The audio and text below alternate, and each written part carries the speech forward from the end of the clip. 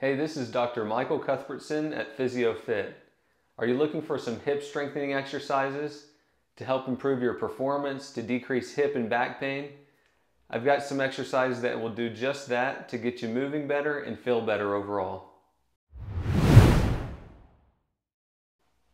I have patients come in on a regular basis who complain of hip and or back pain, and we need to target their hip abductor muscles, the muscles on the outside of the pelvis going down to the upper leg, to improve that, because those muscles get turned off and inhibited, and we need to turn them back on and start to build strength again. We're going to do a sequence of 4 exercises right in a row. So go ahead and lie down on your side on a flat surface. You're going to start out with your legs both together, bend the bottom knee, and make sure that your back is in a straight line. Your foot will be in line with your hips and your spine. The top leg is going to straighten out in line with your spine. When you do these exercises, there are several common compensations that I see. One is to roll the hip back and to take the leg forward. Make sure that you give special attention to not do that.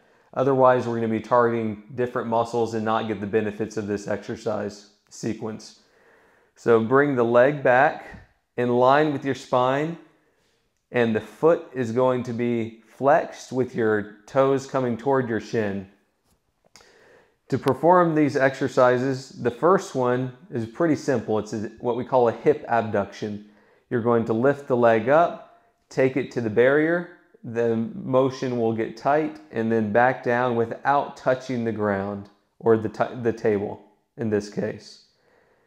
Go up and down, perform that to your tolerance. You might start out with just 5 to 10 repetitions, but you can build on that from there.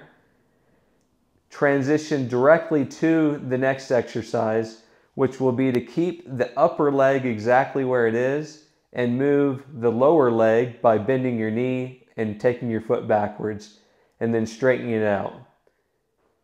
And perform that exercise the same number of repetitions to your tolerance as you did the first one. Then we're going to transition directly into the next exercise.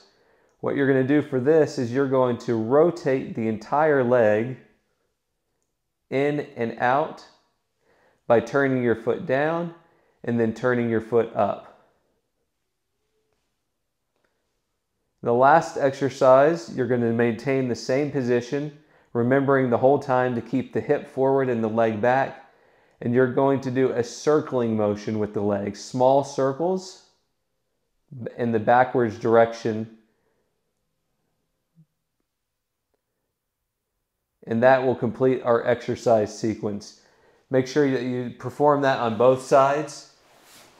You can increase the resistance or make that more challenging by adding in different implements into the exercise. In this case, what I have is an exercise band, and what I do is I'm going to place this above my knees and set up in the same position.